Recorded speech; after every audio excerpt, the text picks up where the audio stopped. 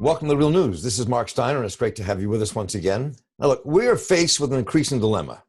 The Narcissist In Chief at 1600 Pennsylvania Avenue continues to rant during the COVID-19 pandemic. He lashes out at reporters and the press, not just in his unseemly manner, but one that threatens the freedom of press itself. He not only avoids reality, but creates his own mythological reality. Recently, he threatened to adjourn both houses of Congress to get his way on appointments, hidden behind the madness of the king or his courtiers, like the Heritage Foundation, the Federalist Society, the Koch brothers, who are appointing young people to the federal courts or on the far right, dismantling environmental laws, threatening our right to vote, trying to destroy reproductive rights, and in the midst of corona, allowing corporations to build their profits on our pains and our fears. What are we faced with here? What do we do rather than just give up our hands and say, oh no? Well, my friend and colleague Bill Fletcher joins us today. He's been a racial, justice, labor, and international activist for a long time, author of numerous books, including They're Bankrupting Us and 20 Other Myths About Unions and Solidarity Divided, and his mystery novel that I love, The Man Who Fell from the Sky. And welcome. Good to have you with us, Bill. Always good, Marc. Always good. So start with Trump for a moment here. I mean, he clearly is just off the rails as a human being in many ways. So now we have him. Here's a clip from him talking about Congress. If the House will not agree to that adjournment, I will exercise my constitutional authority to adjourn both chambers of Congress. The current practice of leaving town while conducting phony pro forma sessions is a dereliction of duty that the American people cannot afford during this crisis. It is a scam, what they do.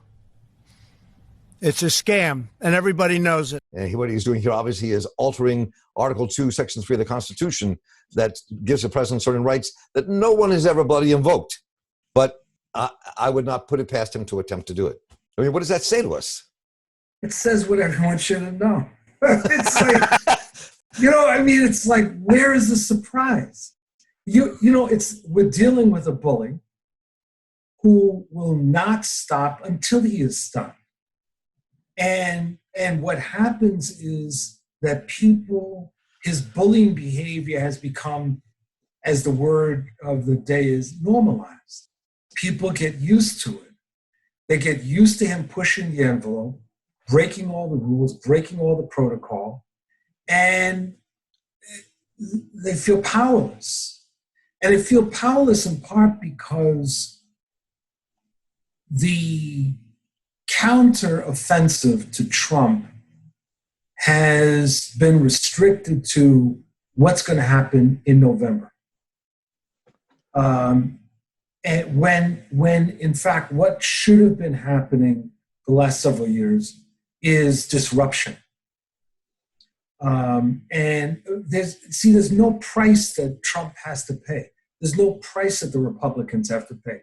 The Republican Party certainly became nervous after 2018, but at the end of the day, they don't think that they're really going to have a major price to pay. And that's why the obligation falls on us, Marc. We need to be thinking about what are the parameters of the counteroffensive. This man, there's a story, I can't remember whether you and I discussed this, from Italian history, the beginning of Mussolini's regime, when there was a socialist minister of the parliament who was an outspoken critic of Mussolini. And one day he ends up dead. His name was Mariotti. And one day he ends up dead. Now there's a historical controversy as to whether Mussolini ordered him killed or whether it was just fascist groups, but it doesn't really matter because everyone knew it was the fascists that carried this out. And there was this moment when the parliament could have risen up and ousted Mussolini, but they didn't. They blinked. And when they blinked, they gave him ultimately more authority to move forward and to construct his full fascist state.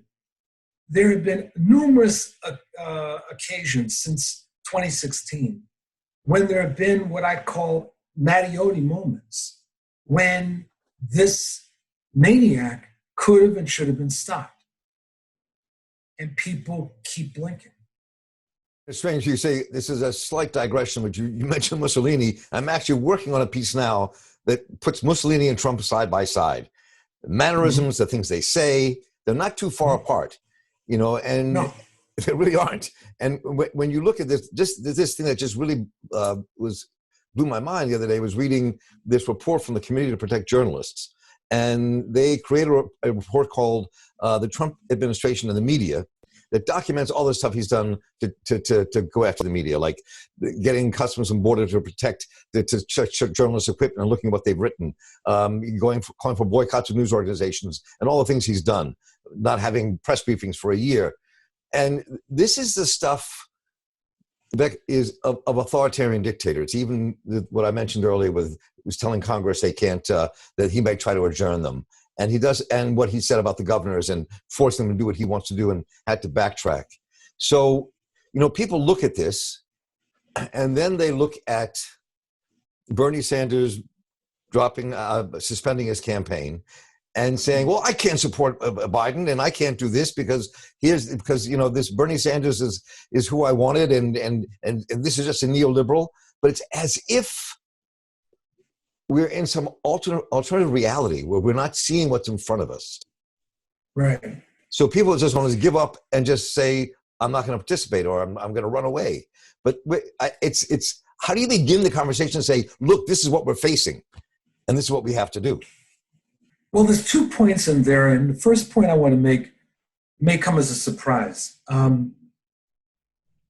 I think of Trump, even though I agree with you in terms of mannerisms with Mussolini, I think that Trump is very consistent with U.S. history. All you have to do is look at the South and the Southwest during the period of Jim Crow segregation and de facto Jim Crow segregation in the Southwest. And you see very similar behaviors in terms of levels of repression, impact on the media, what was happening in the state legislatures. So in some ways, to borrow from Rap Brown, it's as American as cherry pie. And I think that what happens is that because there's many of us that have looked at history as a linear project, where things pretty much improve in a straight line. And we don't understand that that's not the way history has ever worked. History is all over the place with advances and retreats, regression. And so we're seeing a guy who is borrowing the playbook of some of the best Southern and Southwestern governors that we've had. And by best, I'm putting that in quotes. The most racist, the most maniacal, the most dictatorial.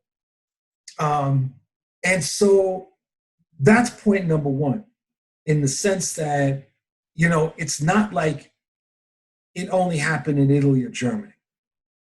Now, the second thing, Mark, is really to your point, is that unfortunately there are people that think that there really is a choice in November between staying home or voting. And there is no choice. I was talking with my wife the other day about 1968 and about how many people of our generation took a pass on the election because we didn't like Hubert Humphrey. And what a tragic mistake that was when we look at what happened subsequently. But the thing about our generation was that we were on a roll in terms of there were great advances, we had all these victories, and because many of us didn't appreciate history, we thought it was just going to continue. Today, there is nobody that should make that assumption. We have been coming from defeat after defeat, and we know that things can actually get worse. And so the issue, the option is not staying home versus voting. There is no option. You got to vote because of what is at stake. There are those that I've had arguments with, particularly on Facebook, which is why I'm almost on the verge of giving up on Facebook, because I feel like I'm ended up wasting an immense amount of time in debating with knuckleheads.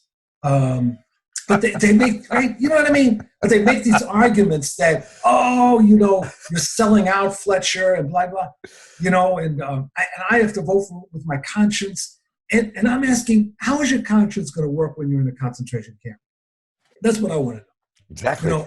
Right? How is it going to work when some of our leaders get whacked in death squads, by death squads? How is your conscience going to work when the Postal Service is privatized? How is your conscience going to work when we're dealing with court judges that are going to be, as you were referencing, holding their position for possibly 40, 50 years? So it's a luxury for someone to say that. And so I don't think it's worth debating with them, frankly. The thing is that I look at this and I think about history, and I think about, and I've been saying this a lot in my writing and also in my conversations, that we have to look at what's happening in the 21st century. You look in the 19th century and you think of 1877.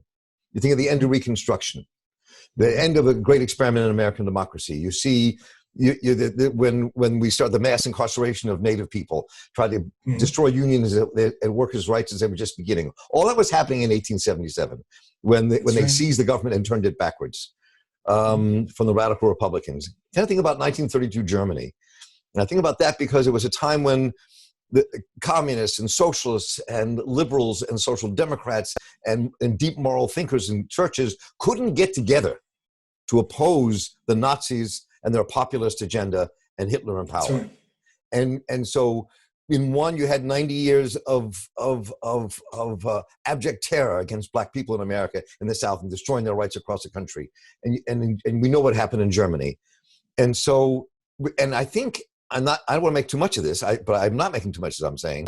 I think we're on the same abyss at this moment with all we fought for in the last 50 years.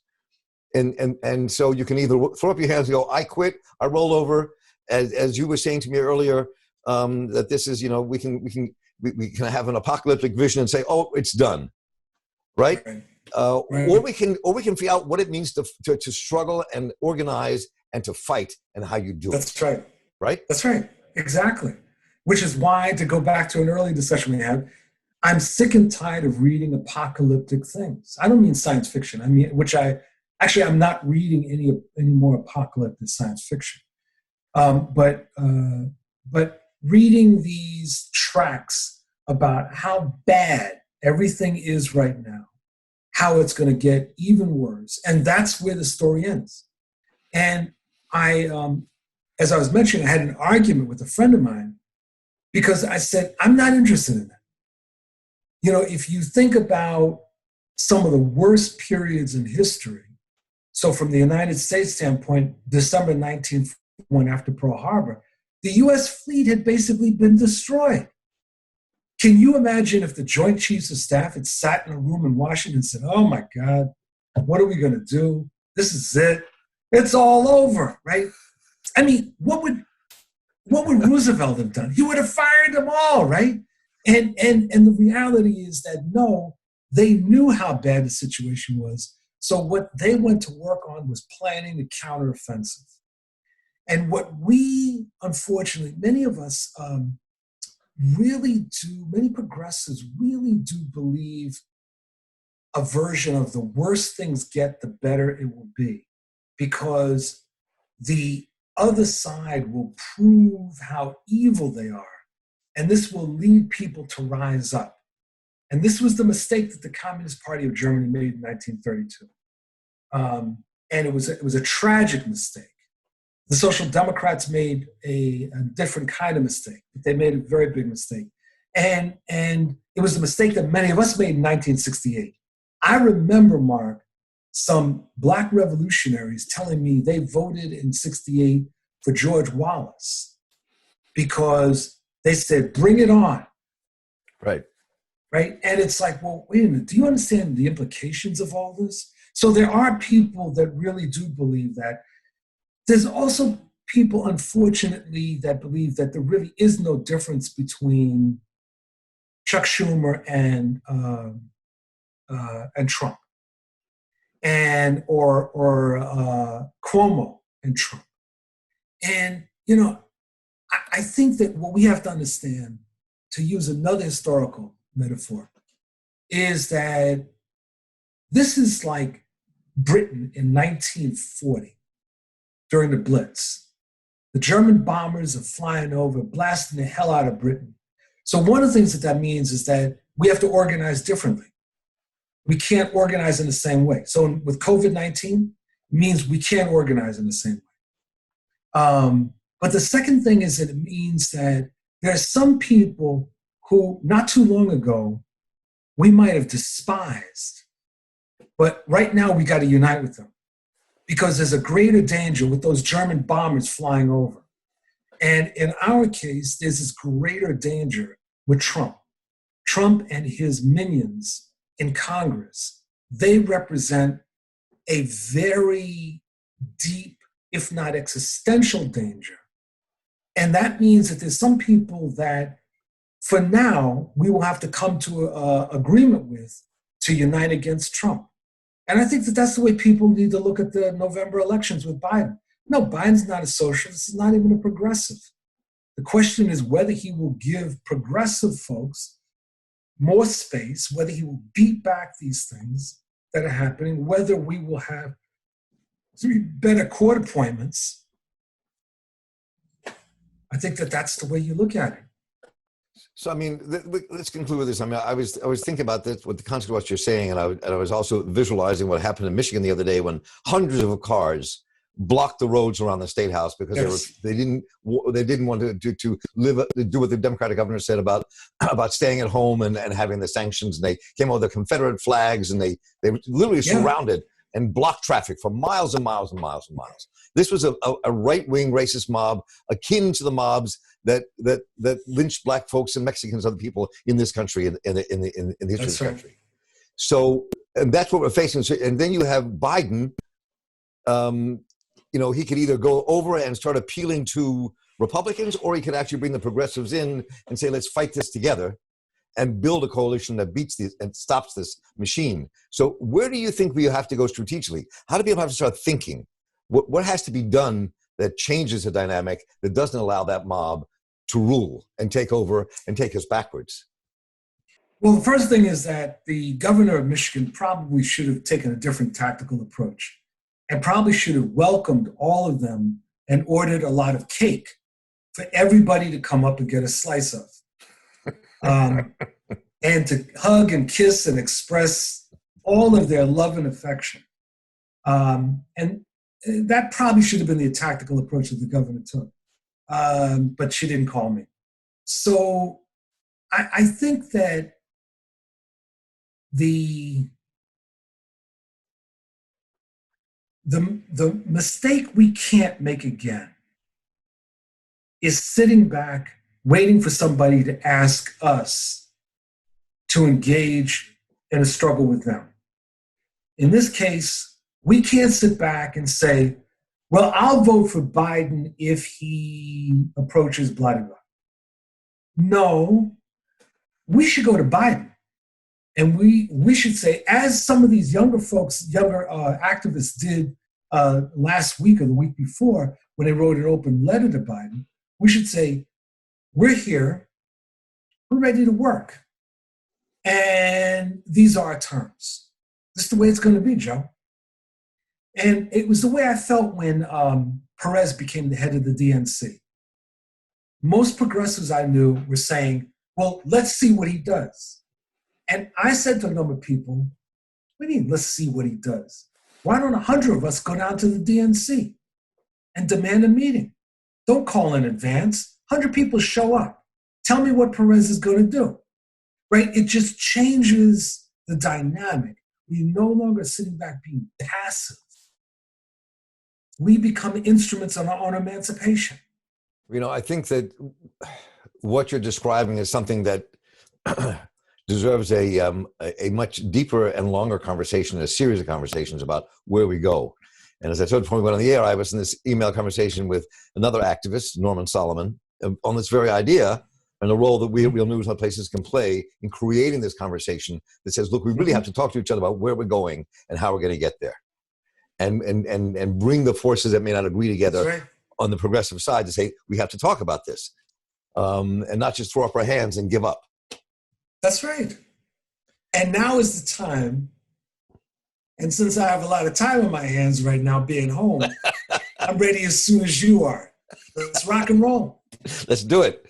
Bill Fletcher, it's always an inspiration. Always great to talk to you. I appreciate you always taking the time. Okay. And enjoy your isolation, but we all stay connected in our isolation. Absolutely. And All as right, the Klingon Empire says, kapla. Thank you, Bill. Okay, take care. I want to thank you all for joining us. Please let us know what you think and how we can continue this conversation. And please do me a favor, stay isolated, stay healthy, and take care of yourselves. Take care.